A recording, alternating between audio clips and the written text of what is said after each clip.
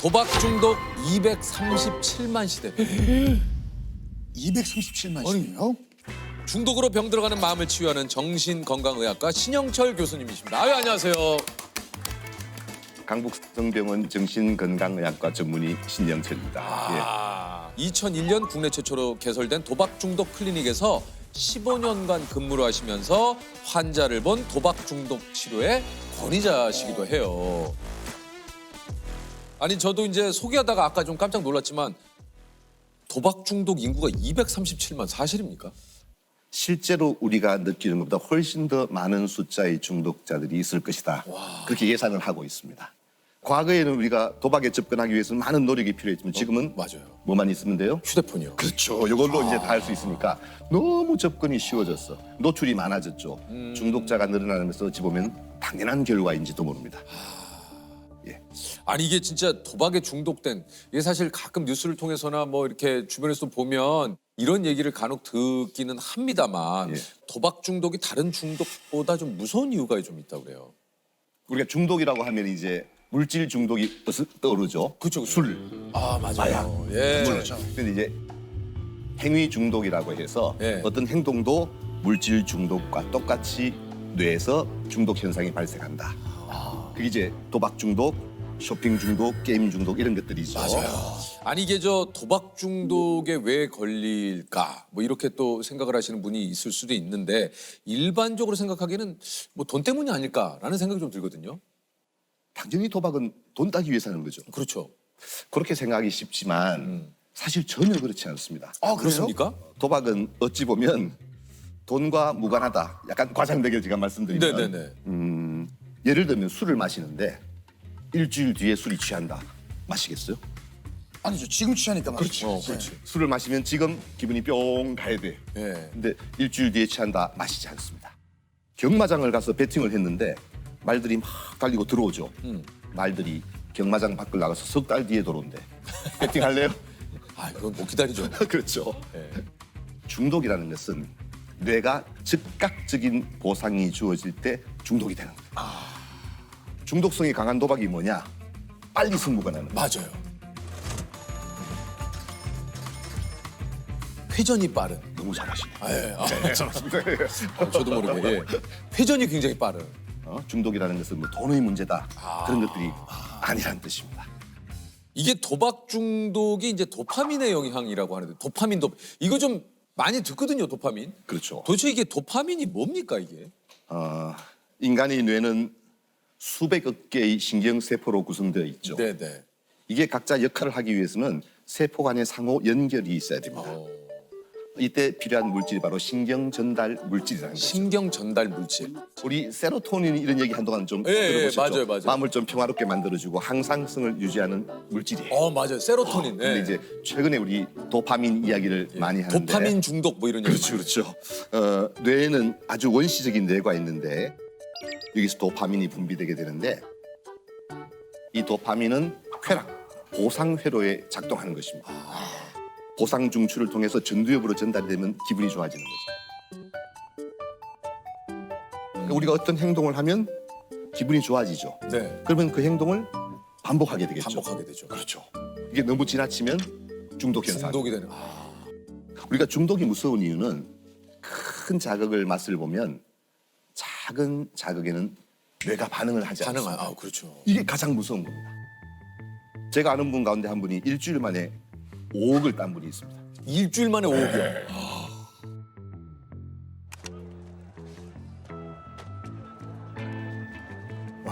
도박을 해서요. 얼마나 행복했겠어요. 난리 났죠. 예. 그게 불행의 시작이에요. 그 친구가 직장에 돌아왔어. 한 달 일하고 월급 200~300만 원 받았어. 기별이 올까요? 아무런 반응이 없습니다. 일주일 만에 5억을 땄는데. 집에 갔는데 아이가 까꿍까꿍 놀재. 재미가 있을까요? 그런 일상의 자극에는 도파민이 올라가지 않습니다. 어떻게 해야 돼요? 또 도박을 다시 카지노로 가야 되죠. 결국은 전 재산을 다 탕진한 친구가 있죠. 그러니까 중독이 무서운 이유는 한번 우리가 큰 자극을 지속적으로 이게 마주하게 되면 작은 일상 행복이 사라지게 되는 겁니다. 그게 가장 큰 불행의 시작이라고 볼 수 있습니다. 이게 참 와, 이게 참 좀 진짜 그 예전에 그런 얘기를 하더라고요. 이게 저 뭐 굉장히 큰 카지노나 이런 데는 돈을 많이 따가도 전혀 걱정을 하지 않는다. 언젠간 저 사람은 다시 돌아올 걸 알기 때문에. 아 진짜 그 얘기를 누가 여기 어디서 제가 들었는데 진짜 고개가 좀 끄덕여지더라고요. 그 말은 도박은 결국 시간과의 싸움이라는 뜻입니다. 그러니까요. 자, 우리 세 명이 고스톱을 친다고 가정해 봅시다. 네.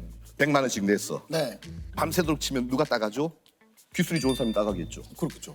그런데 만약에 옆에서 한 판 칠 때마다 누가 1,000원씩 뗀다고 가정해 봅시다. 네. 그러면 밤새도록 치면 돈은 누가 가지고 있어요? 저 사람이 따요. 그렇죠. 그러니까 오래만 앉아 있으면 돈은 사라진다는 뜻입니다. 카지노는 누가 따든 말든 걱정이 없죠. 가만히 시간만 보내면 자동적으로 돈은 들어오게 돼 있습니다. 카지노에 그래서 시계가 없대잖아요. 맞아요. 저도 그 얘기 들어요. 창문도 없고. 창문도 없고. 우리나라는 있습니다. 있습니다. 우리나라는 있습니까? 네. 어. 자, 그러면 왜 돈을 잃는다는 걸 아는데 못 빠져나올까요? 뭐 왜 그럴까요? 이제 하지 않으면 문제가 생기는 시기가 옵니다. 아, 처음에는 좋아서 했지만 나중에는 하지 않으면 힘든 거예요. 내 스스로가. 두 번째는 거기서 빠져나오는 순간 현실로 돌아와야 되잖아요. 빚이 1억이야. 도박을 하는 동안은 그거는 손실이 아니죠. 아직 하고 있으니까. 근데 거기서 나오는 순간 확정 손실이 되어버립니다.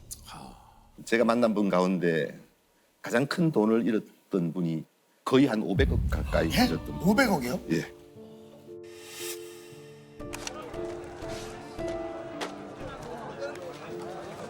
왜 500억이 있는데 도박을 했을까? 신기하죠.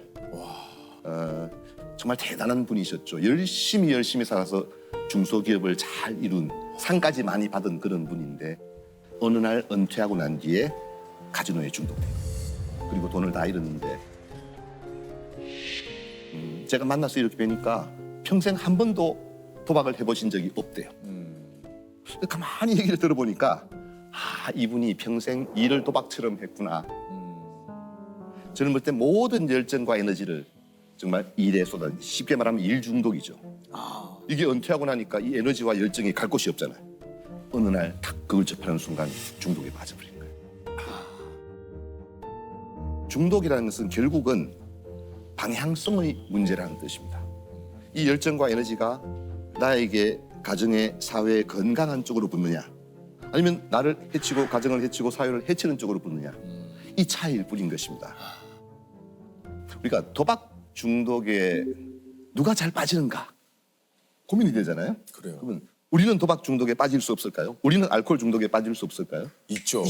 있어요. 예. 중독에 누가 빠지는가 물어보는데 누구든지 중독에 맞아요. 빠질 수 있습니다. 근데 그 가운데 특별히 중독에 잘 빠지는 성향을 가진 사람들이 좀 더 있긴 합니다. 그래요. 어떤 성향의 사람들이 좀 도박 중독에 잘 빠지는? 이제 크게 두 가지로 보는데 첫 번째는 자극 추구형이다 이렇게 이야기하는데요.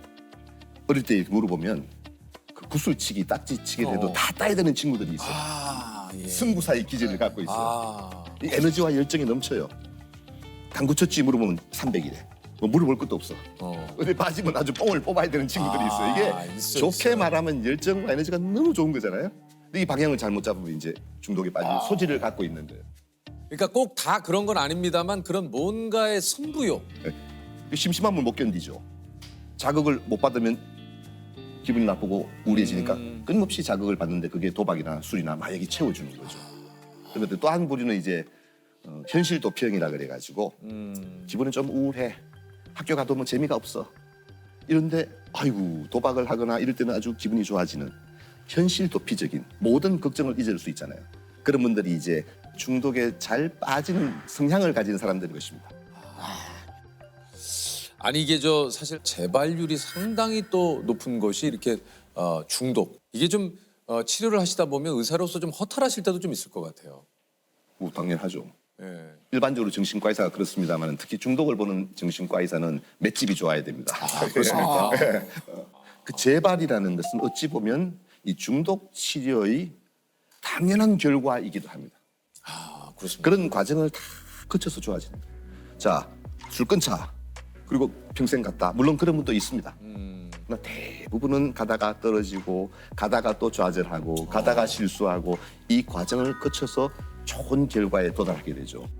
이 떨어진다고 해서 그걸 좌절하기 시작하면은 치료자도 견디지 못하고 우리 환자도 견디지 못하죠. 그래서 저는 약간 농담식으로 재발하면 박수를 쳐라. 야, 참 잘했다. 그렇게 얘기해요.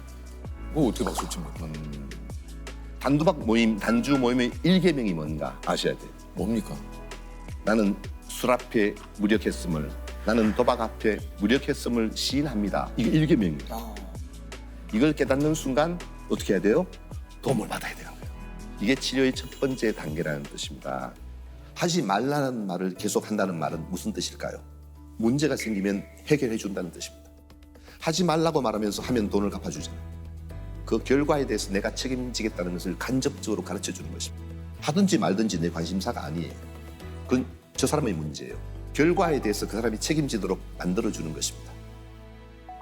도박 중독자들을 집단 치료할 때 동물 실험을 했을 때 쥐에게 마약을 주입합니다. 그러다가 놀랍게도 한 4마리의 쥐가 있으면 한 마리는 나중에 마약을 먹지 않습니다. 어떤 쥐일까요? 대장 노릇을 하는 쥐입니다. 리더로서의 역할을 함으로써 마약을 접하는 시간이 줄기 시작합니다. 이 사회적인 역할이 얼마나 중요한 것인지 모릅니다. 이 사람이 본성을 회복하고 원래 자기 자신의 모습으로 돌아가도록 그 역할을 부여해 주는 것이 가족들의 역할일 것입니다. 요즘 그 진짜 유튜브, 네. 예, 특히 쇼폼, 이 쇼폼에 대한 이 중독에 관한 얘기도 정말 많이들 하시잖아요. 잠잘라고 잠깐 켰는데 아침 해를 예, 보게 된다거나. 그 무슨 질병으로 보기는 어려울 것 같고요. 네. 그냥 사회적인 현상으로 봐야 되지 않겠어요? 네. 그냥 보세요, 그냥. 그냥 봐요? 네. 뭐 해결책이 쉽게 나왔네요. 지금 다들 그래 나도 그래.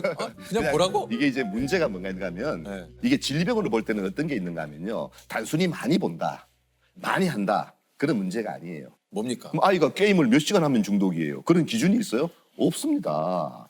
이렇게 많이 보고 안 보고의 문제가 아니고 그것 때문에 다른 일상에 지장이 그러니까. 있는가 그 문제예요. 예를 들면 쇼폼 막 재밌잖아요. 네. 많이 봐. 재석 씨가 그게 중독돼가지고 막 하루 종일 그거 보다가 녹화로 일상을 와야 되는데 못해, 일상을 못해. 오지를 일상. 못해. 네. 유퀴즈 녹화를 못 왔어. 이거는 심각한 거죠. 그거는 문제 중독이에요. 그러나 그걸 다 하면서 내가 일상을 잘 유지하고 있다. 그거는 뭐 병적으로 중독성이 강한 물질은 아니란 뜻이죠. 숏폼이라는 것 자체가 짧은 시간에 많은 자극을 받게 되잖아요. 그렇죠. 문제는 그걸로만 도파민이 올라간다. 다른 것으로서는 도파민이 올릴 수 없어.